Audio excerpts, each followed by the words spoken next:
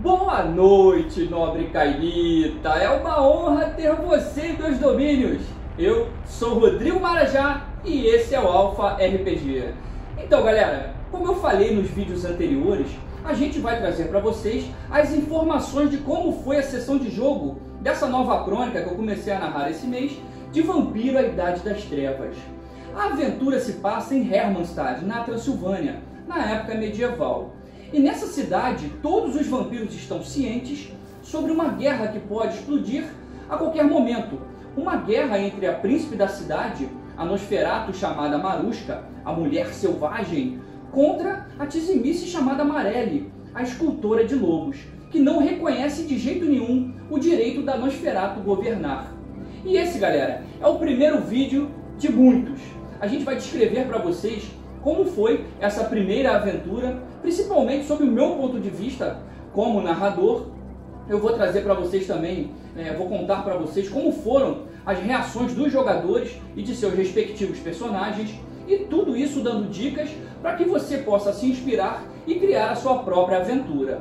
Eu comecei a nossa crônica, galera, com uma cutscene. Eu vou explicar para vocês o que é uma cutscene. Cutscene, galera, é uma breve descrição de uma determinada cena que nesse primeiro momento não tem a participação dos jogadores. Essa narração, essa cutscene, ela serve para colocar a galera no clima da aventura. De repente contextualizar alguma coisa que pode vir a acontecer, ou até mesmo fazer a apresentação de algum personagem especial. Então, já criando dessa forma algum tipo de emoção ou alguma sensação nos jogadores. Eu adoro começar com uma cutscene. Então, galera, eu comecei a aventura já narrando para os jogadores a seguinte cena. A gente tem a visão de duas mãos enrugadas, muito brancas, com a pele fina, a pele branca. Provavelmente são as mãos de uma idosa. E essas mãos velhas e relativamente pequenas estão sujas de sangue, mas um sangue seco. E essas duas mãos, elas se direcionam até uma mesa de madeira bem rústica. E essas mãos, elas pegam uma boneca muito bizarra. Então a gente vê a face da tal velha mulher. É uma idosa com o rosto bem enrugado. E ela pega a tal boneca e ela traz até o seu próprio rosto. E ela simplesmente cheira a boneca, fazendo uma inspiração bem profunda. E depois ela coloca a boneca dentro de uma caixa de madeira. Então a velha, ela pega uma outra boneca, né? E ela faz o mesmo procedimento. Ela pega essa outra boneca bem bizarra, até mais bizarra que a primeira, e ela leva também até o seu próprio rosto, bem próximo do seu rosto. Só que ao invés de cheirar a boneca dessa vez, ela cospe na cara da boneca, ela escarra a face da boneca. E depois ela pega essa mesma boneca e coloca dentro de uma outra caixa de madeira. A velha, então, ela pega alguns pregos e prega uma tampa nessas caixas que tem praticamente o tamanho de uma caixa de sapato. E aí a câmera se afasta e a gente vê, né, a velha lacrando essas caixas com os pregos. E a gente vê também que sob essa mesma mesa de madeira rústica existem outras 3 caixas aguardando pelo mesmo procedimento. Então a aventura já começa com essa situação, né, galera? Todos os personagens nesse momento eles já possuem a informação sobre essa guerra que a gente falou agora há pouco, sobre a Maruska e a Marelli. Então a gente já começa o jogo com os jogadores sabendo desse detalhe. Eles também têm a informação de que o arcebispo La Sombra, o famoso Ambrósio Luiz Monsada, ele passará pela cidade de Hermannstad, pois ele está em viagem por toda a Transilvânia e vai passar pela cidade. E a príncipe Maruska, ela, aproveitando a presença de Ambrósio em seu domínio, ela promoverá uma recepção, uma festa, para receber o arcebispo, e todos os outros cainitas de Hermannstad foram convidados para esse encontro, para essa festa. Então, a gente começa a aventura com a primeira participação, né, do Fernando, com seu personagem toreador de 12ª geração, o Montrak. Então, galera, o Montrak, eu começo a história dizendo que ele recebe uma visita na sua casa, né, de Nicolas e Joaquina, que são 2 NPCs que eu criei, que também são toreadores, que foram encontrar com o Montrak para poderem irem juntos até a tal festa de recepção para o arcebispo. Para vocês ficarem cientes, galera, o Nicolas e a Joaquina, eles pertencem ao mesmo culto de Montrach. Aquele culto que a gente falou sobre, quando nós falamos sobre os segredos dos personagens, o Montrach, ele participa de um culto, Sociedade das Rosas de Caim. E o Nicolas e a Joaquina, eles também pertencem a esse culto. Então, quando eu comecei a descrever, né, que esses outros dois historiadores foram até o encontro de Montrach, eu deixei bem claro ali uma interação entre a própria Joaquina, que sempre quando passa em frente ao jardim de Montrach, onde tem aquelas orquídeas brancas, ela sempre fica paralisada, deixando bem claro esse defeito, né, essa fraqueza do clã toreador. Então, de qualquer forma, depois dessa interação, os três entram numa carruagem que é guiada por Sir Albert Firenze e Mr. Bigfoot, que são os dois lacaios de Montrach, que também falamos no vídeo sobre os personagens, no vídeo anterior. Então, durante o percurso, eles têm a presença de Zélius, o Nosferatu arquiteto construtor de castelos, que se revela saindo da sua ofuscação e se apresenta já sentado dentro da carruagem. E o Zélius é bem conhecido, né? Ele é o construtor de castelos que está criando aquela ley line, aquela linha de proteção para prender o demônio Kupala no solo da Transilvânia. O toreador, né, o Montrach, ele fica muito feliz porque o objetivo, o segredo do Montrach é construir templos ou imagens de adoração a Arikel. Então, será muito mais fácil ele alcançar esse objetivo se ele tiver a ajuda de Zélius, que é um arquiteto, né? Joaquina, então, diz que foi ela quem convidou o Zélius, que era uma surpresa para agradar Montrach, e o objetivo de Zélius é ajudar o toreador. Então, chegando próximo ao local da festa, né, eles foram conversando dentro da carruagem, e quando chegou próximo do refúgio de Marushka, onde ia acontecer a festa, o Zélius opta por descer da carruagem para que ninguém os vissem chegando juntos, né? Seria uma situação bem bizarra. Um Nosferatu chegando junto com uma coterie de toreadores. Então, a cena do Fernando do Montrach, né, que interpreta o Montrach, foi mais ou menos dessa forma. E aí a gente passou para a descrição da cena, né, para a participação do Alessandro, o La Sombra de 7ª geração, chamado Xerxes. E o Xerxes, a cena dele já começa ele indo até a festa, né, em sua carruagem, e por coincidência ele chegou praticamente junto com o arcebispo. Então, faltando alguns metros para que ambos cheguem à casa de Marushka, né, as duas carruagens praticamente ficam lado a lado. E o Ambrósio, pela janelinha, né, as carruagens param uma ao lado da outra, e o Ambrósio cumprimenta Xerxes, dizendo que está muito orgulhoso do La Sombra. E é nesse momento, né, galera, que fica claro a proximidade entre Xerxes e o arcebispo. Como eu falei sobre o segredo de Xerxes, ele é cria do arcebispo, né? Apesar de ninguém saber, nem os outros jogadores saberem dessa informação, né? Eu deixei ali já claro uma pincelada desse relacionamento bem próximo entre o arcebispo e o La Sombra Xerxes. Então, o Xerxes ele começa a receber informações do arcebispo, que diz para ele estreitar os laços de amizade o máximo que ele puder com Hardin, o Capadócio, pois a igreja, que na verdade é controlada nesse momento por Hardin, ela não pode sofrer reflexos dessa guerra entre Marushka e Mareli. Então, quando ambos finalmente chegam à casa, né, onde vai ter a tal festa, né, que eles descem da carruagem, a porta da carruagem de Xerxes fica aberta. Então, nesse momento, eu peço um teste de percepção para o Xerxes, e ele consegue passar nesse teste e percebe uma caixa de madeira que foi colocada embaixo do banco da carruagem, bem embaixo daquele banco onde ele estava sentado. Ele viajou do seu refúgio até o refúgio de Marushka com essa caixa embaixo do seu banco, mas ele não havia percebido.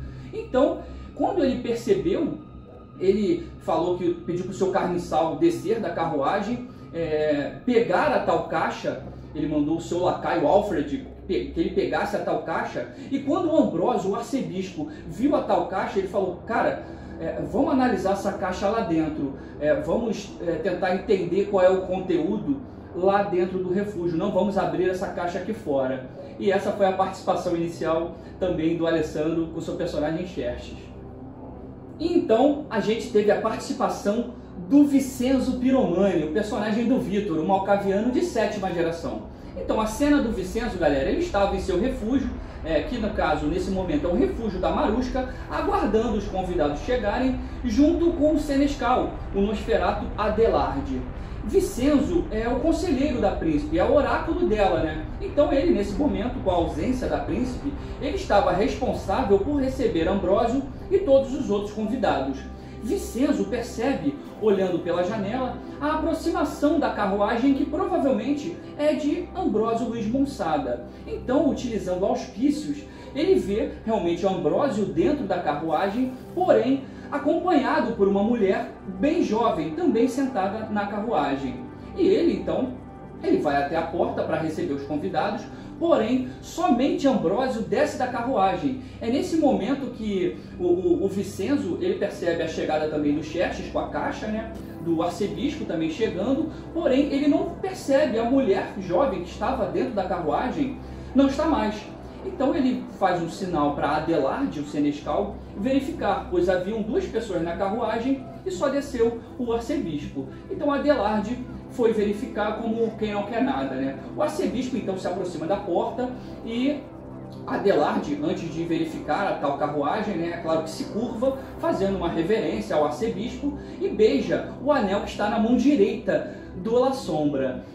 O Vicenzo, ele opta por perceber o anel. Ele vê que tem algo especial nesse anel, porém, ao invés de beijar a mão do arcebispo, ele simplesmente toca a mão, toca o anel do arcebispo e percebe que nesse anel possui uma pedra preciosa. Na verdade, não é uma pedra preciosa, é como se tivesse uma cápsula de vidro com um líquido vermelho que mais parece sangue dentro dessa cápsula. Então, o Vicenzo, ele se curva em reverência, né, toca no anel e, ao invés de beijar, ele utiliza auspícios. E ele consegue a informação de que aquele objeto, aquele anel, foi um presente dado ao arcebispo por Xerxes. Então, a gente encerra a parte, né, da interação do Vicenzo dessa forma e a gente inicia para o personagem do Tássio, o capadócio de 7ª geração, chamado Hardim. Hardim, ele recebe em seu local, antes dele ir para a festa, ele recebe 3 corpos, 3 cadáveres no caso, né? O corpo de uma criança, o corpo de uma mulher e o corpo de um homem. Eu quis, dessa forma, deixar bem claro essa relação do Hardim, o capadócio, com a morte, com os estudos da morte e com o seu interesse em autópsias. Então, o Hardim, ele analisa ali que realmente ele não vai ter tempo de estudar aqueles cadáveres, né? Então, ele se prepara para ir a tal festa para não chegar atrasado.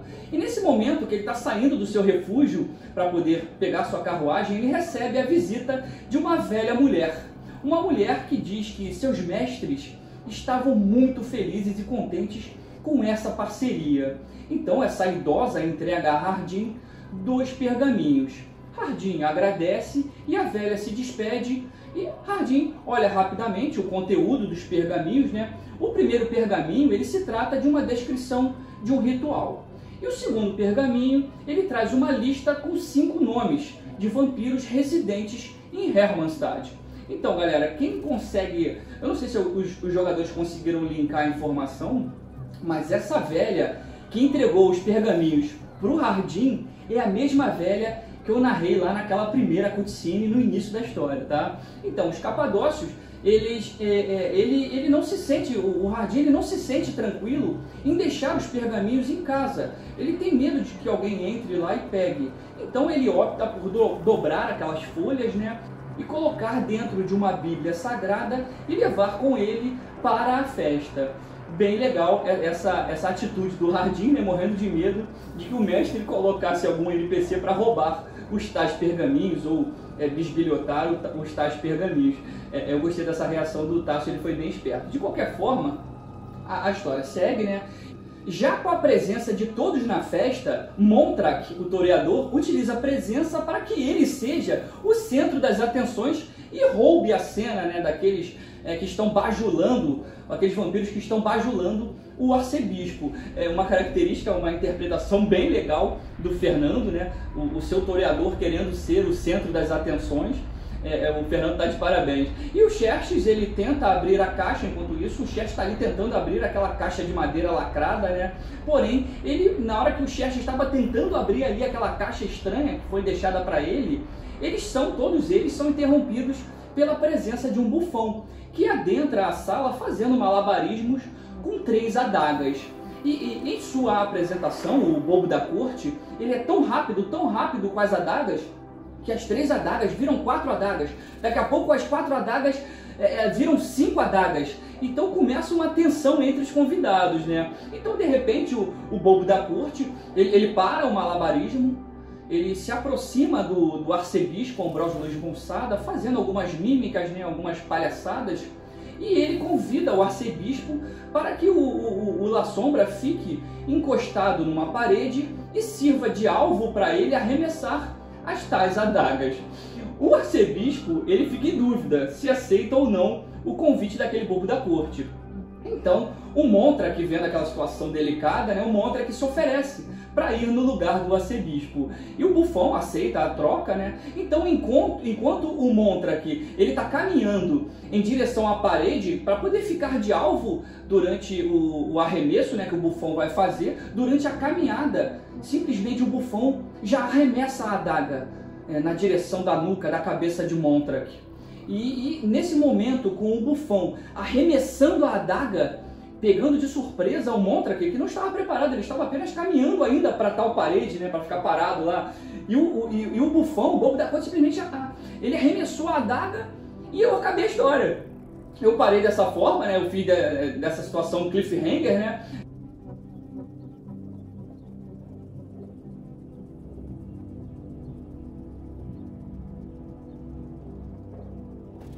Deixando os jogadores na expectativa. Caramba, será que a adaga vai acertar o toreador? Caramba, então dessa forma eu deixei vários pontos em aberto, né? Na primeira sessão eu não falei nada sobre a guerra entre Marusca e Marelli, eu não abordei esse tema. Os jogadores ficaram se perguntando, caramba, mas o que tem dentro da caixa? Será que é a mesma caixa da cutscene que possuem... são caixas que possuem uma boneca bizarra dentro? Será que isso é alguma maldição? Será que isso é algum ritual? Quem vai abrir a tal caixa? O que o anel do arcebispo significa? Que anel especial é aquele? Quem era a jovem que estava acompanhando o Ambrósio e simplesmente sumiu, simplesmente desapareceu? Então é isso, galera. Eu encerrei a aventura dessa forma, né, com todas essas situações em aberto, justamente para deixar os jogadores com muita vontade de já participarem da próxima sessão. Tá bom? Eu espero que vocês tenham gostado dessa breve descrição. Isso foi um resumo, tá, galera? De como é que foi a primeira sessão, a primeira aventura. A gente vai jogar a segunda sessão. Eu espero que realmente todos esses pontos sejam abordados. E, de qualquer forma, eu vou trazer para vocês todos os detalhes, todas as situações que foram criadas, as atitudes e tudo que se desenrolou. Na próxima aventura eu também vou trazer para vocês num outro vídeo, tá bom, galera? Se você gostou, deixa seu like, por favor, para ajudar a gente, se inscreva no canal, ative o sininho de notificações, galera, para não perder nenhum conteúdo, e vem comigo, Marajá, foi um prazer ter a sua companhia. Até o próximo vídeo, um abraço, valeu!